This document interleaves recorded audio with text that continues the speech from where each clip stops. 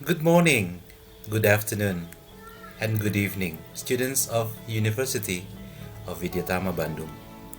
Perkenalkan, nama saya Kalm Junel. Saya menjadi host untuk menyampaikan introduction to speaking for intermediate communications. Pada kesempatan kali ini, saya akan menyampaikan gambaran umum tentang mata kuliah Speaking for Intermediate Communications bagi para dosen pengampu dan juga mahasiswa. Ada 3 poin penting yang akan dijelaskan. Yang pertama adalah deskripsi mata kuliah. Yang kedua adalah capaian pembelajaran. Dan ketiga adalah materi, metode, dan indikator penilaian. Pada slide berikut ini, saya akan menyampaikan mengenai deskripsi mata kuliah. Baik Bapak Ibu dosen dan juga mahasiswa yang saya banggakan, bobot mata kuliah ini adalah 3 kredit semester atau 3 SKS. Dan poin pertama yang ingin saya sampaikan mengenai deskripsi mata kuliah ini adalah bahwa mahasiswa mampu menyusun dialog atau percakapan dalam bahasa Inggris dengan tepat, precise, yang berkaitan dengan topik sehari-hari atau daily expressions. Seperti apa? Seperti greeting and leave taking, dan tentunya pada level intermediate ya. Selanjutnya pada bahasan selanjutnya akan berbicara tentang socializing plus food.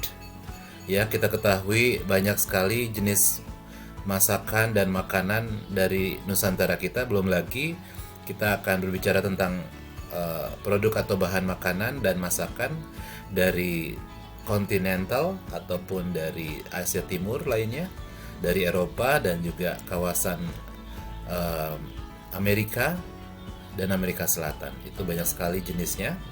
Kemudian expressing like and dislike. Bagaimana kita bisa mengungkapkan bagaimana kita menyukai sesuatu ataupun tidak menyukai sesuatu dengan cara yang tepat, pada momen yang tepat, dan juga ekspresi yang tepat tentunya.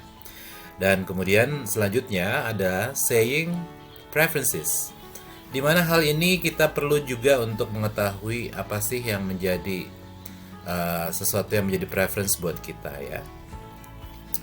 Dan selanjutnya Bapak dan Ibu dan juga mahasiswa sekalian, telling present activities merupakan bahan ulasan, diskusi, dan juga pembelajaran. Dan tentu saja semuanya itu nanti akan dilengkapi dengan modul-modul. Per satu modul itu biasanya 3 unit pembelajaran untuk 3 meetings.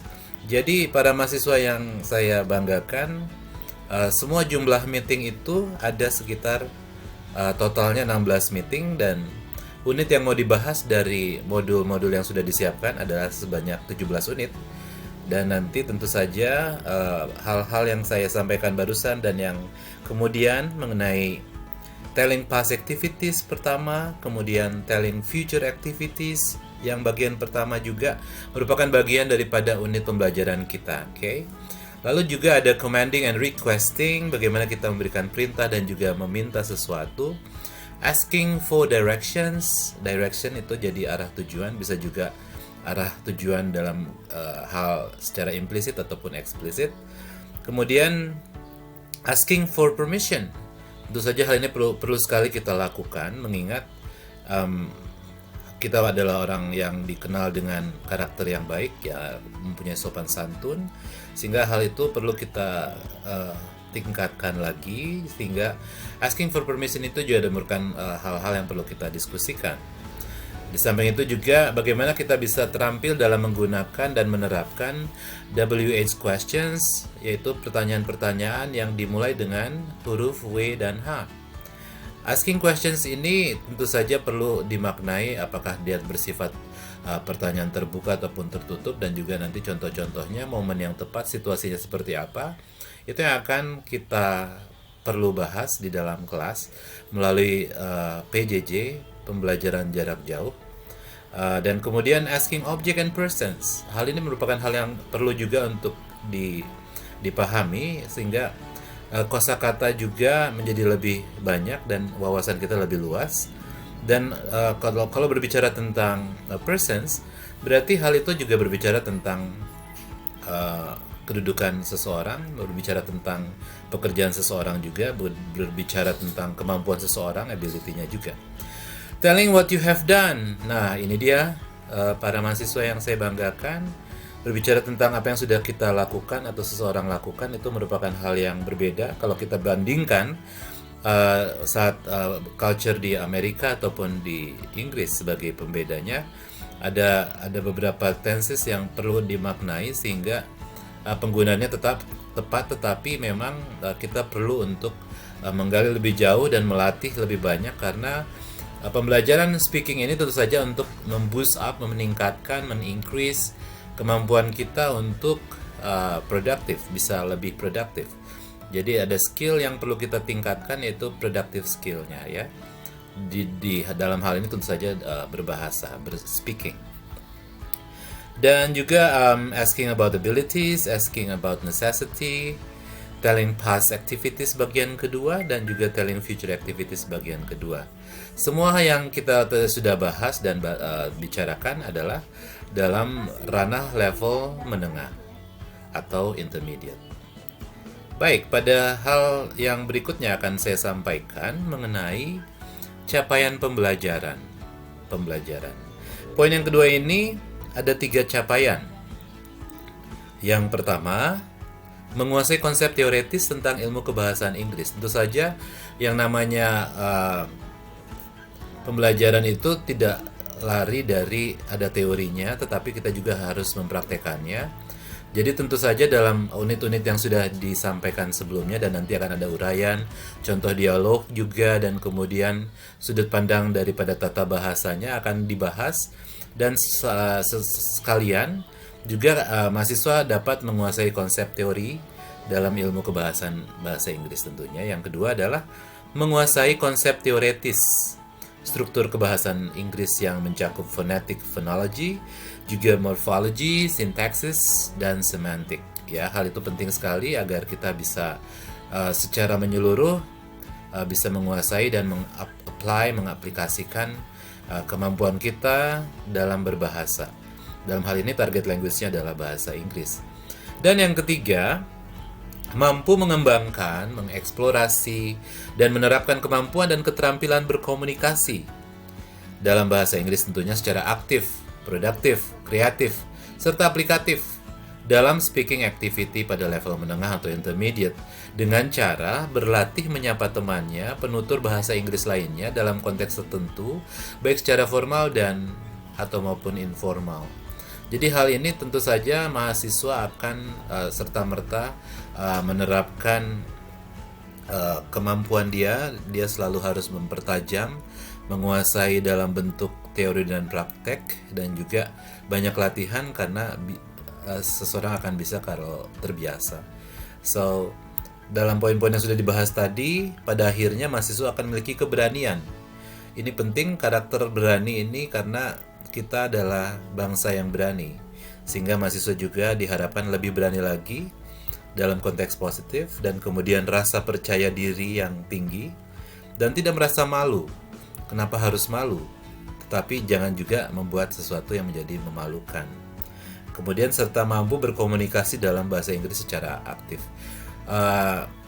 Banyak hal yang perlu kita lakukan tentu saja, tetapi kita akan bisa karena kita bisa melakukannya. Jadi mari kita berusaha bersama-sama.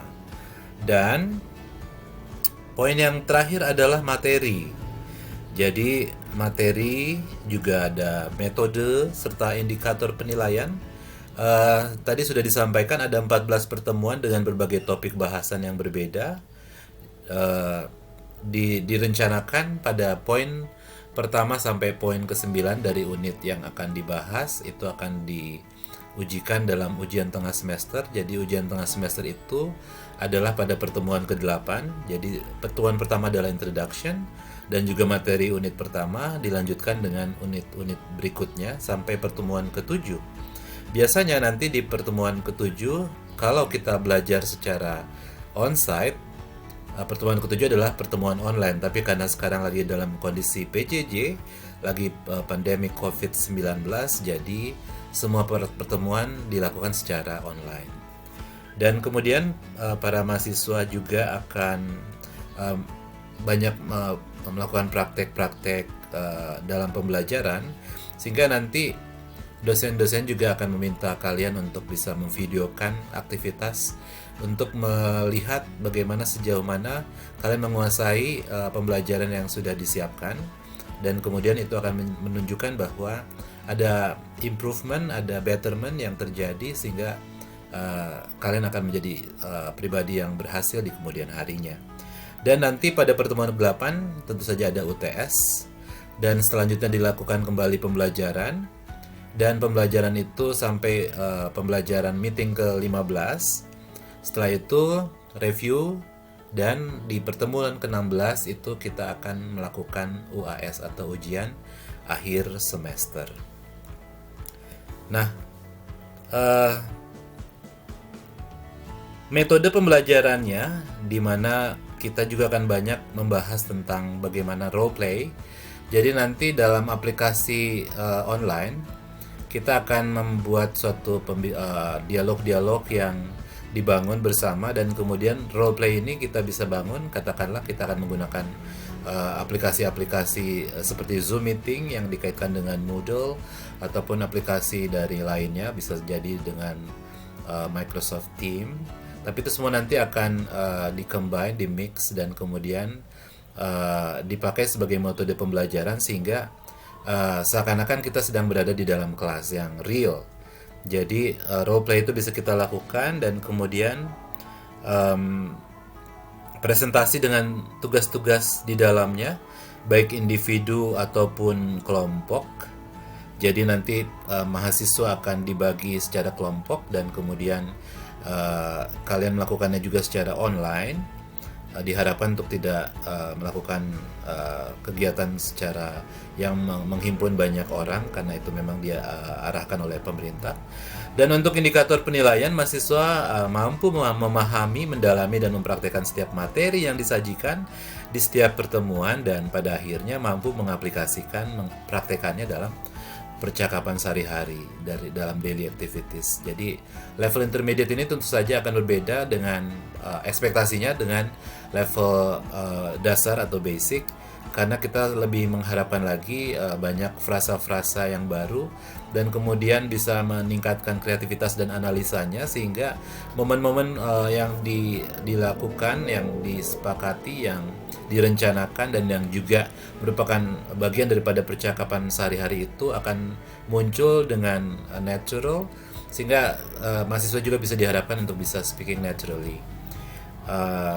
Itu kira-kira coveran yang harus kita bahas, dan kita tetap berharap bahwa semua kita dalam keadaan sehat dan tetap bersemangat. Ini adalah gambaran umum tentang mata kuliah Speaking for Intermediate Communication yang dapat saya sampaikan. Semoga bermanfaat untuk kita semua. Tetap semangat, sukses, dan sampai bertemu di kelas online. Good luck and see you soon. Thank you.